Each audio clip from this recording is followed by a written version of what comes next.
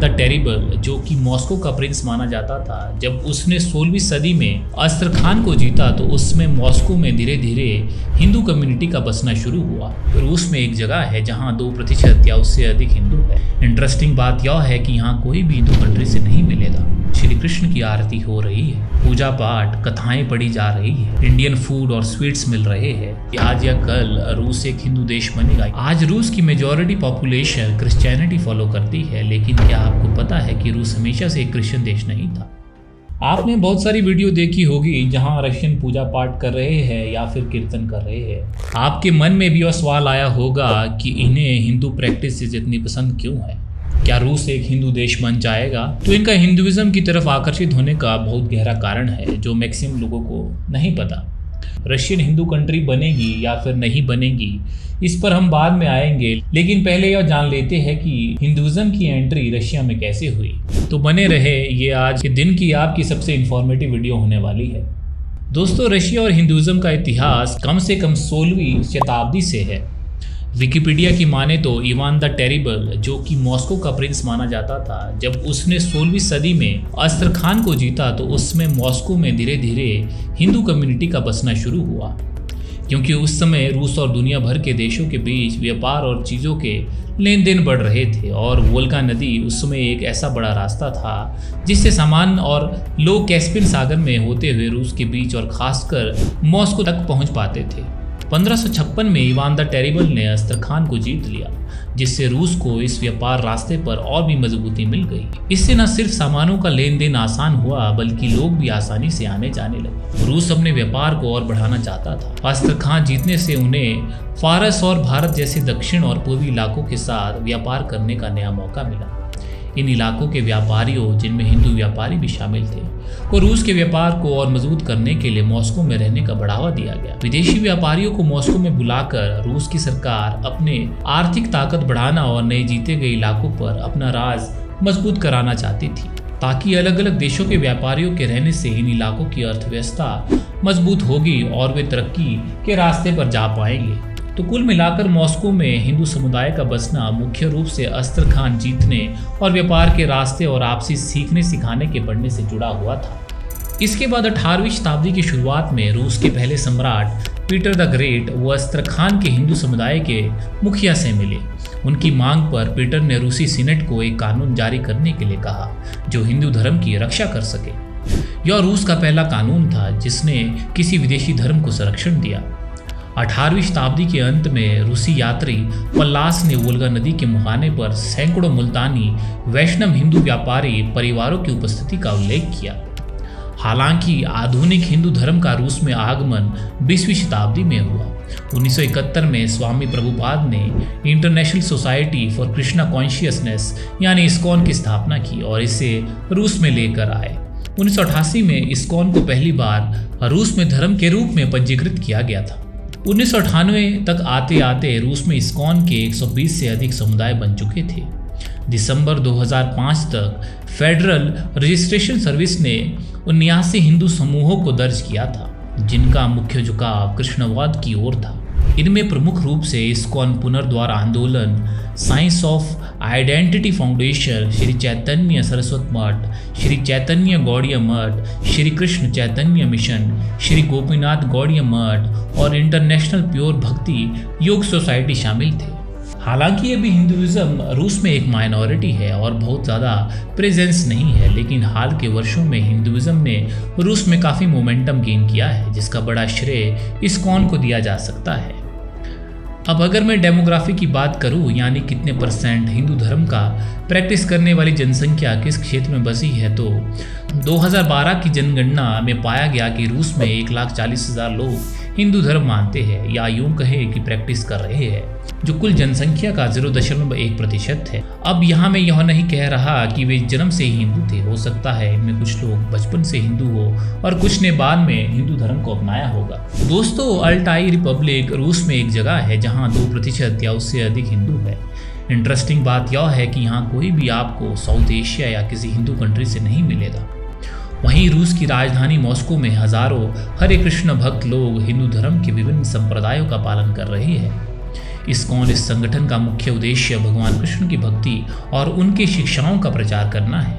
प्रतीक जैन एक ब्लॉगर है। उनका मैं एक ब्लॉग देख रहा था जिसमें वह एक इस्कॉन हिंदू मंदिर को विजिट करते हैं और जहां श्री कृष्ण की आरती हो रही है, पूजा पाठ कथाएं पढ़ी जा रही है, इंडियन फूड और स्वीट्स मिल रहे हैं और जिस तरह से लोग उन्हें हरे कृष्ण बोलकर ग्रीट करते हैं, डेडिकेशन से भक्ति में लीन है, बहुत इम्प्रेसिव है।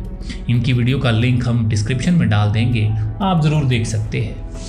इसके अलावा भी रूस में कई जगह लोग हिंदू या इंडियन कल्चर से काफ़ी प्रभावित रहते हैं और हिंदू धर्म प्रैक्टिस कर रहे हैं। अब इनसे मिलिए। इनका नाम है हिज ग्रेस पात्री दास प्रभु। उत्साह तब होगा जब सत्संग होगा। जय सत्संग वैसे रंग। इनका जीवन एक चमत्कारिक परिवर्तन की कहानी है। रूस में पले बड़े और एक कमांडर के रूप में सेवा करते हुए उन्होंने कृष्ण भवनामृत की शिक्षाओं को अपनाया, जिससे उनके जीवन में एक गहरा बदलाव आया। उनके इस परिवर्तन ने उन्हें आध्यात्मिक मार्ग पर ले जाकर एक नई दिशा दी। ये कुछ दिनों पहले विवेक बिंद्रा के पॉडकास्ट पर आए थे, तो उनकी हिंदुइज्म के बारे में जानकारी को देखकर मैं काफी इम्प्रेस था। इसलिए भारत में शास्त्र बताते हैं, भारत भूमिते मनुष्य जन्म होइल जाय, जन्म सार्थक करी परोपकार। जो भारत में जन्म ले लिया, अपना जन्म सार्थक करो और परोपकार करो।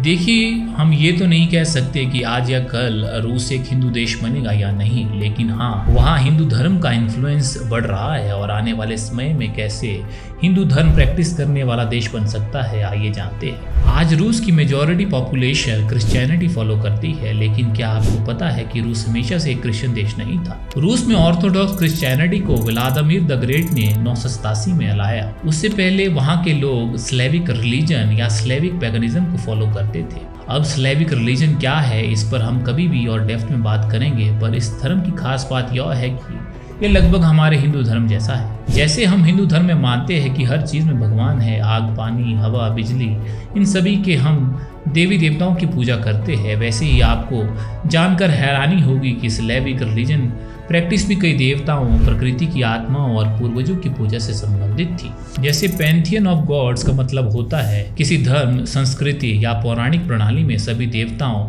और देवियों का समूह। स्लेविक पैंथियन में कई देवता और देवियां शामिल थे, प्रत्येक जीवन और प्रकृति के विभिन्न पहलुओं से संबंधित थे। स्लेविक लोगों में कई देवताओं की पूजा की जाती थी, जैसे पेरून गरज और बिजली के देवता थे, वेल्स पशुधन और वाणिज्य के देवता थे, माकोश उर्वरता और पृथ्वी की देवी थी। वैसे ही हमारे हिंदू धर्म में कई देवी देवताओं की पूजा की जाती है, जैसे ब्रह्मा सृष्टिकर्ता, विष्णु संरक्षक तथा शिव विनाशक कहे जाते हैं, तथा देवी दुर्गा को शक्ति की देवी कहा जाता है। हम नदियों की पूजा करते हैं, जैसे गंगा को माता माना जाता है, वैसे पर्वतों में जैसे हिमालय और वृक्ष में जैसे पीपल पवित्र माने जाते हैं, उनकी पूजा की जाती है। उसी प्रकार से स्लेविक में वन, नदियां और पेड़ महत्वपूर्ण थे और उनका अनुष्ठान भारी स्थानों पर आयोजित किया जाता था। स्लेविक लोग द्वारा मृतकों की आत्माओं की पूजा की जाती थी और उनके लिए अनुष्ठान किए जाते थे। वैसे ही हमारे हिंदू धर्म में भी पूर्वजों की आत्मा की शांति के लिए पूजा पाठ और उन्हें तर्पण किया जाता है। स्लेविक रिलीजन में कपाला नाइट, जिसे ग्रीष्म संक्रांति, दजी आदि, जिसको मृतकों की समृद्धि जैसे त्योहार मनाए जाते थे। वैसे ही हिंदू धर्म में दिवाली, होली जैसे अनेकों त्योहार मनाए जाते हैं। हिंदू धर्म का इन्फ्लुएंस और प्रेजेंस पहले से रूस में होने की बात तब पुख्ता हो जाती है जब रूस के वोल्गा क्षेत्र के एक पुराने गांव स्टारायन माइन गांव में भगवान विष्णु की मूर्ति मिली थी। यह मूर्ति 7वीं से 10वीं सदी की है, जो वेदों की उपस्थिति की पुष्टि करवाती है। और रूसी आर्कियोलॉजिस्ट को तो 4000 साल पुरानी आर्यन सिटी और सेटलमेंट मिल गई थी। तो क्या रशियन पहले आर्यन थे? यह एक गहन का विषय है। कमेंट्स में आप अपनी राय जरूर दें। मेरा यह सब आपको बताने का कारण यह है कि आज रूस भले ही एक क्रिश्चियन देश है, पर कहीं ना कहीं इनकी जड़ें एक ऐसे कल्चर से जुड़ी है जो हिंदू धर्म से बिल्कुल मिलता जुलता है। इसलिए हम देखते हैं कि दूसरी नेशनैलिटी के मुकाबले रशियन भारतीय कल्चर या हिंदू धर्म की तरफ जल्दी आकर्षित हो जाते हैं। हर साल रूसी लोग इंडिया आते हैं और मंदिर में पूजा अर्चना करते हुए आपको मिल जाएंगे। हाल ही में जुलाई 2024 में पीएम मोदी के रूस के दौरे से पहले रूस में भारतीय समुदाय ने एक खास धार्मिक कारण से एक बार फिर से एकजुट होने का फैसला लिया था। भारतीय व्यापार गठबंधन के अध्यक्ष और भारतीय सांस्कृतिक और राष्ट्रीय केंद्र सीता के प्रमुख सैमी कोटवानी ने मॉस्को में पहले हिंदू मंदिर बनाने का इरादा जताया है। हिंदू धर्म जो दुनिया में सबसे बड़े धर्मों में से एक है, रूस में धीरे धीरे फैल रहा है। हालांकि रूस में ईस्टर्न ऑर्थोडॉक्स चर्च के साथ साथ यहाँ हिंदू मंदिर और सामुदायिक समूह भी उभरने लगे हैं। ये बदलाव रूस के बदलते धार्मिक परिदृश्य को दिखाते हैं। हिंदू सांस्कृतिक केंद्र इसलिए महत्वपूर्ण है क्योंकि ये समुदाय के लिए एक सुरक्षित स्थान बनाते हैं और सामुदायिक गतिविधियों का केंद्र बनते हैं। मॉस्को में हिंदू धर्म के प्रति रूसी सरकार की प्रतिक्रिया पॉजिटिव रही है, खासकर जब से भारत के साथ उनके रिश्ते मजबूत हो रहे हैं।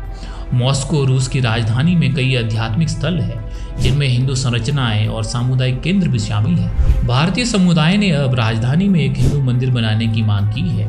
यह मांग पीएम मोदी की 8 जुलाई 2024 को रूसी राष्ट्रपति व्लादिमीर पुतिन से द्विपक्षीय वार्ता से पहले की गई थी।